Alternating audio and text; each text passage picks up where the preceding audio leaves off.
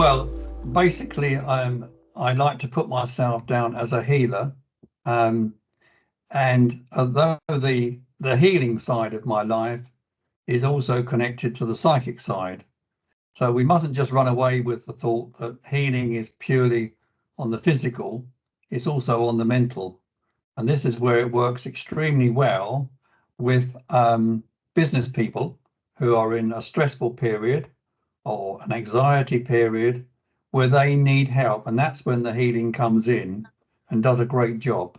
It really does. So the healing aspect then sort of combines a number of factors. Am I right in saying that it combines the mental, the physical, and the spiritual? Yes, I would say that. Definitely. I mean, when you're talking to business people, they really don't want to use the word spiritual, nor do they want to know about the psychic. So basically, I talk to them about intuition, which is better for them. You've got to remember some of these are big corporate companies. And when you're confronted by a CEO or an MD, they're hard business people. And so they don't want to hear about the spiritual side of life. They're looking at how much money they can make and can they turn their company around. Mm. So once you engage with a client, and as you said, sometimes they're not interested in that sort of spiritual aspect or the healing side, do you find that they usually come over towards it once they understand it more? Not really.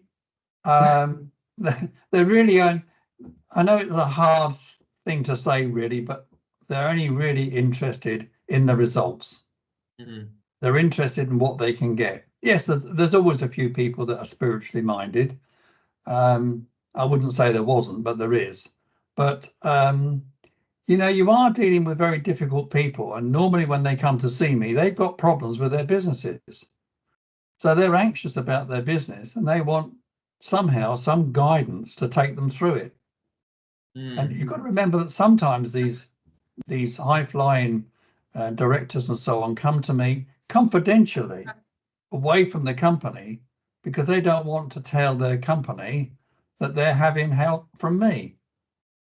So it's a little bit like that. It just depends. I mean, I have sat on board tables and with a complete board in front of me. And likewise, I've done after dinner speeches to business people. So that's more open and more flexible. But again, the word spiritual frightens a lot of people. Yes, it really does.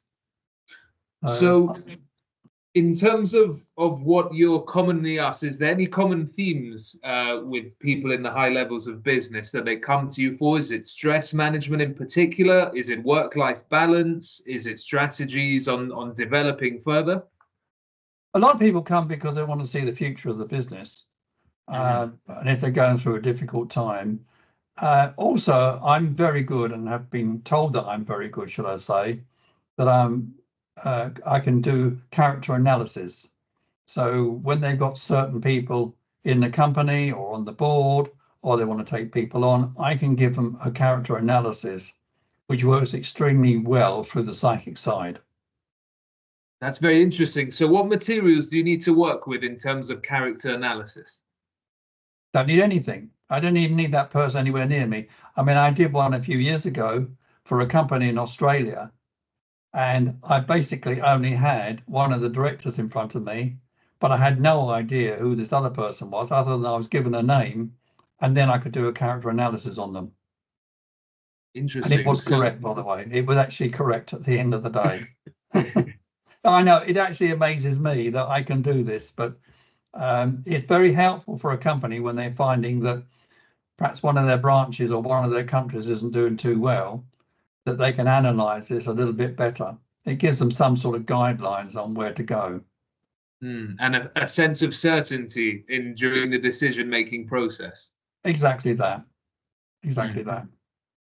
So delving into that a bit, your ability to analyze people based off oftentimes just their name, how did that come about? Well, it's always been there, apparently. I've used it more over the last 15, 20 years. and having worked with royalty of other countries, they've always been asking me business questions, and I've always been able to answer them, sometimes with the fact of their employees or people they're using around them, which they need to know about going forward with their businesses. So I've always had good feedback on it. I mean, obviously, none of us are 100%, but I can honestly say that I've had a good response back. And in terms of that process, so you're given a name, and is it a feeling, or is it a sort of sudden, like a download of information that you're able to convey? Yes. Yeah, once I've got the name, I then do start getting a message which comes into my head, and I just transfer that across. When I'm giving these messages, and I've given them, say it could be 5 minutes or 10 minutes, I don't actually know what I've said. I know it sounds strange, but it just comes through me. So if you wanted to ask me about that question and you want a repeat of it, I have to say to you, you've got to ask me that question again, because I won't know it. Wow, very interesting. So you become on an autopilot sort of mode, or? Yeah, it's like an autopilot, but also it means that you've got strict confidentiality, which is good, because I can't remember anything. I know it sounds strange, but it literally just comes through me, and it's very clear. And I can talk about that person, but I don't know what I said about that person. So it's good in that respect. And the source of the information, do you know what it is? Is it like connecting to some kind of a universal consciousness that accesses the information, or? Basically, I put it down to universal energy. In many cases, I've called it an intelligent energy, because we know the universe is far more intelligent than we are. And that's how I get it. It's one of those things that I feel that's not possible to learn. It's something that you're born with. And if you're given this gift, then it will materialize at some point in your life. It took me a few years before it totally materialized in my life. But I knew there was something there from birth, really, from when I was a young child.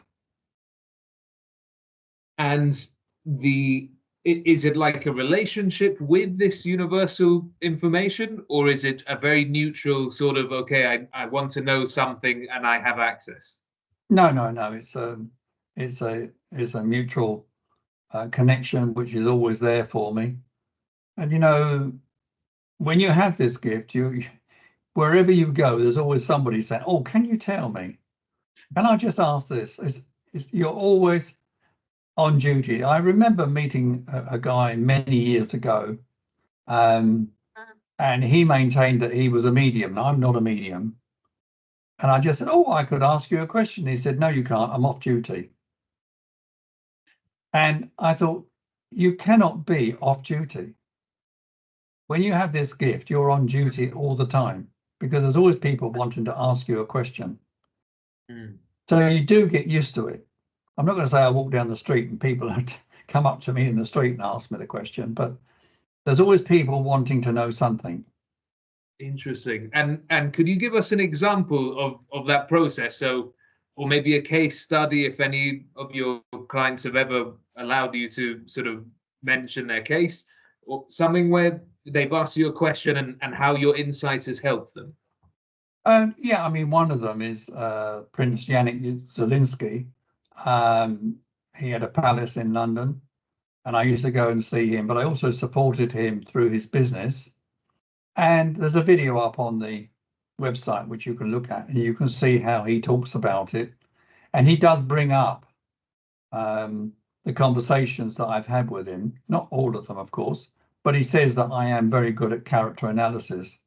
And that really helps when you're helping business people to move forward, whether they've got the right team together, whether they've got a problem with someone in the team, and it helps them to work on it.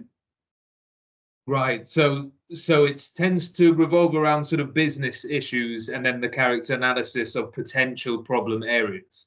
Yeah, yeah. Okay. Yeah, that's how it works.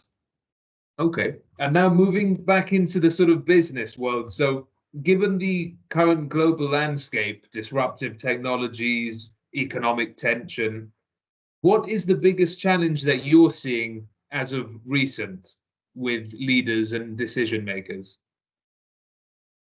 I mean, obviously I see a lot of people with stress. Stress being caused by worry of the future businesses. I do remember just before Christmas, I had a guy come to see me who was an accountant in a city bank. And he was saying that this particular bank employed 4 accountants. And he said to me, within 18 months, there'll only be 1 because AI would have taken over.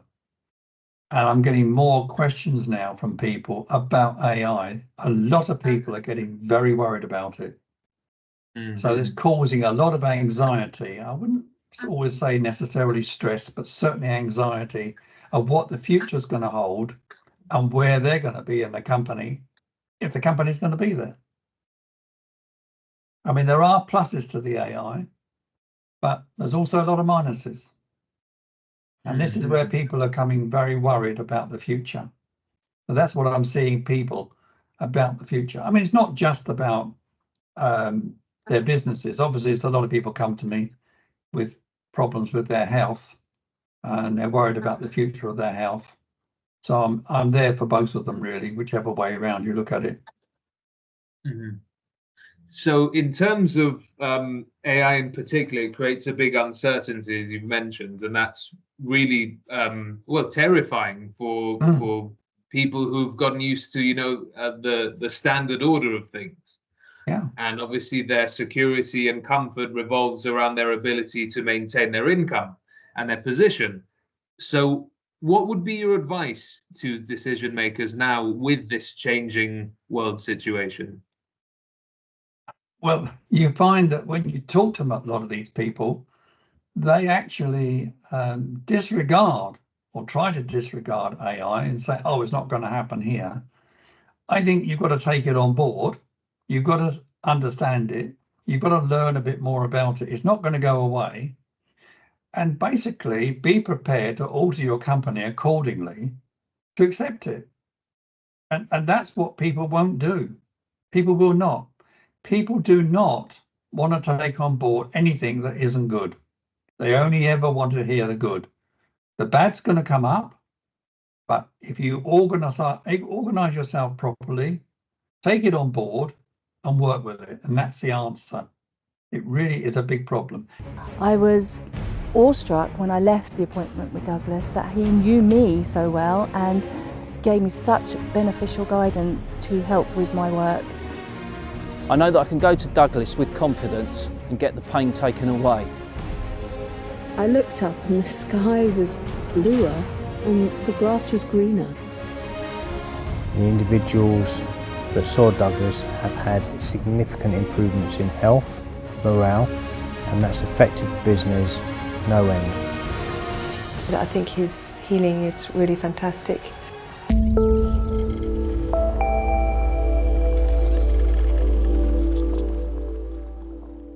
So would you say then it's a case of acceptance and adapting quickly? Yes. And you're right with that word you just said, quickly, because we know it's moving so fast now. I mean, it's not years, it's not even months really, it's moving so fast weekly to keep up with it. And a lot of people can't adapt to that. And if you're running a business, you certainly can't adapt to it that easily because you're running on old systems. And that's the problem. That really is the problem. It's uncomfortable, isn't it, for these people? It's uncomfortable. And we can't just look at males. There's females that are in high places. They tend to take it on board a little more, but they still want to know where their business is going. Because if you've got a business, you want to see where your profit revenue is. You want to see where it's going. And at the moment in time, it's very difficult to see where businesses are going. It seems to be like a Wild West, a kind of frontier lands where anything's possible, but everyone's uncertain. Exactly that. Exactly that. So this brings me on now actually to fear, worry, and stress management. Yeah. How do you get a lot of people coming to you for this in particular? A majority of people that come to see me is anxiety. That would be the top box that I would have to tick. Stress, following stress afterwards. I mean, stress, people say they're stressed out. Well, I think if you've got to look at anxiety first, that kicks off number one. And of course, with you've got anxiety and stress, you then have illness as well. So that takes you down because of the worry. So I would say 80% now of my people that I see, it's all down to anxiety and stress. And so what is your approach in these cases in terms of tackling the underlying cause, which is anxiety? Obviously, the first thing is to try and find out why they've got this problem. But then the healing, which is the hands-on healing, and that's what does the calming work. And it's basically just me placing my hands on their head. And depends on the severity of their state of anxiety. Sometimes one or two healings will suffice, but sometimes if it's really deep, it can take several. It's interesting that I can also do it on Zoom anywhere in the world, but the hands-on always works that little bit better and a little bit faster. Wow. So could you take us through what that entails? So you place your hands on the head, and then what can they expect to happen? Well, of course, you can always expect warmth from the hands, coldness from the hands. You can get a tingle through the body, a shake through the body. I would say that I like to hear the coldness rather than the heat, because the heat can come off the hand. And when it's icy cold, that makes a difference. And it can work sometimes immediately. They get off the couch after half an hour. They can get up off the couch. Sometimes I have to say to them, well, I always say to them, take it slowly, get up, see how you feel, and make sure you're not lightheaded. Now, if they're empty, in other words, they're very low, the energy will affect their balance. So I have to balance that out by putting my hands back onto their head, just for literally a minute or a minute and a half. That's all it takes, and that will balance it. And they can feel immediately much lighter in themselves, and the healing continues on for another 2 to 3 days. So the results can be there in a better state a little bit later. But I always say, look, see how you get on now, and let's look at it in 2 or 3 days' time. Mm-hmm. So it's a combined approach, which is the healing, which provides the sort of more immediate effects, the calming and the ability, I guess, to see clearer. And then there's the ongoing sort of, would you call it coaching? You can call it coaching. Yes, you could call it coaching. That needs to be, you need to be there to help these people and give them time. And that's what it's all about, really, is giving them support to move on. And it depends on how bad it is. I mean, some people might have had this stress or anxiety for many years, which means it's going to take longer to sort the problem out. I'm not going to say I can always sort the problem out, but, I certainly try to see if it can work within 2 or 3 times, if possible. And I've had very good results over the years. Brilliant. So would you say it was similar to cognitive behavioral therapy, as in outside of the healing aspect? Yes. I mean, I'm a great believer of working with all kinds of therapies, whether acupuncture, osteopathy, anything there that helps a person. We should all be working together to help fix the problem with the client. I work with a lot of doctors, and I'm there to support them, not to take over their job. I would never do that. I'm just there as an ancillary to help move the problem forward. And with healing, it can speed up a process very quickly. It's interesting because I imagine the healing sort of provides the platform to then move forward, because it's very difficult to make good decisions when you're in a state of stress or anxiety. Yes, exactly that. It's very difficult. And, you know, people that have had a nervous breakdown, very difficult to bring them back. Because, you know, you can have a nervous breakdown that'll take 6 years, 7 years to start to recover. And you need help. You do need help. Mm-hmm. But of course, you know, it depends on whether or not some people don't see them sliding down this slippery slope of moving into the anxiety and the stress. They don't always see it. And it's a real problem. And not only just the business side, if we look at people that live on their own, that's where you get a multiplication of the problems, because they're not talking to anybody. That's a big problem. That's a very interesting point, because in terms of business leaders, for example, they tend to be relatively isolated. They're sort of the weight's on their shoulders. They're normally the last point of contact in difficult decisions. So this brings me actually into work-life balance. In your opinion, in the highest levels, is a work-life balance realistic? It's realistic, but it doesn't often happen. That's the problem. Yeah, no. If you take a high flyer who can be traveling around the world on a plane and in and out of business meetings, they're not going to get an awful lot of a good life balance. Because of the fact that they're traveling, and also you're getting jet lag, they're eating the wrong food, or if they are eating the right food, they're not eating it at the right time, they're not sleeping at the right time. And this is when a lot of problems occur. And yes, you're right, they do need a life work balance. But if you're a high flyer, you're not really going to get it. So are we saying then that it is possible in most cases, but relative to the situation the person is in?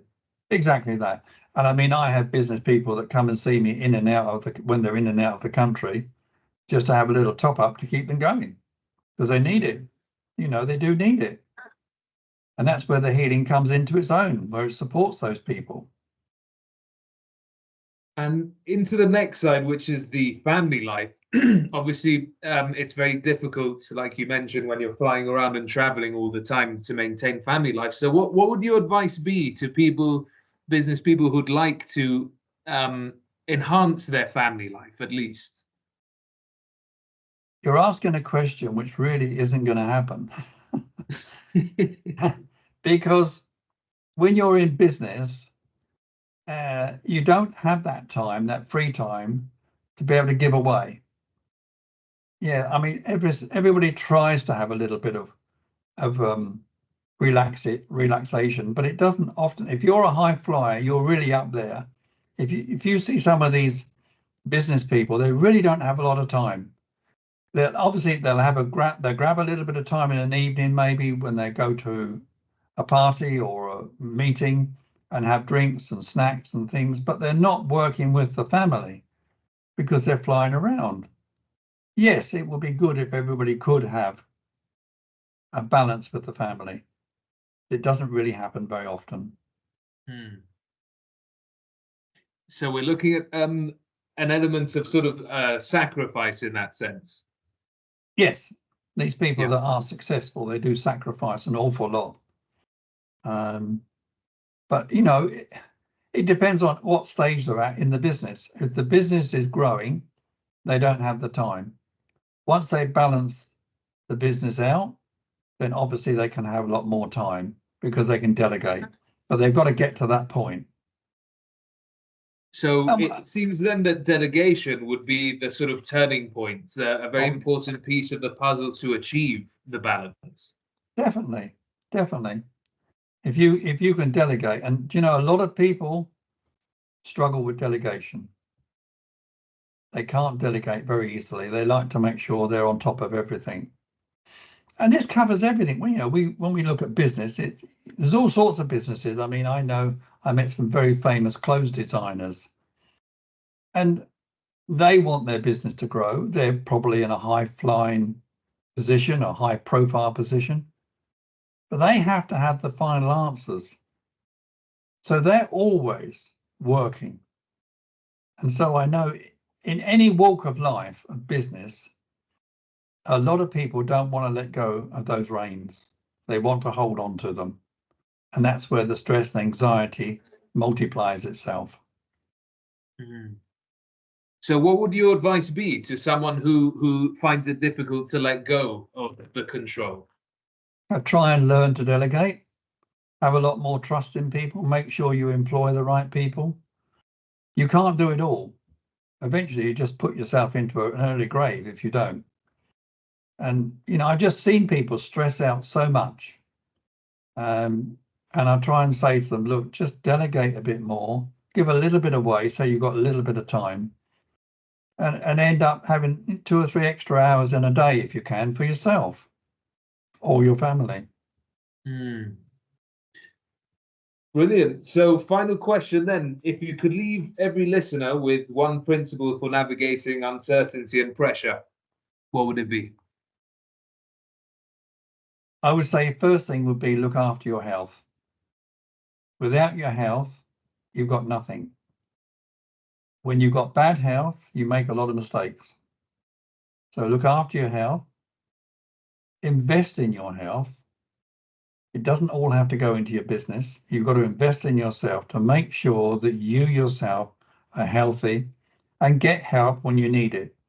And that's tough for a lot of people in business to get help. I've noticed that so many times over the years. People don't want to ask for help. So it's a little bit like being in an aircraft and you're going through a rough piece of weather before you land, and they say, put the seatbelts on, the sign comes up. You always make sure that you put your seatbelt on first before you put it onto the child next to you, because you need to be safe to be able to do it. And that's what it's like in life. You look after yourself first, then you can look after all the others.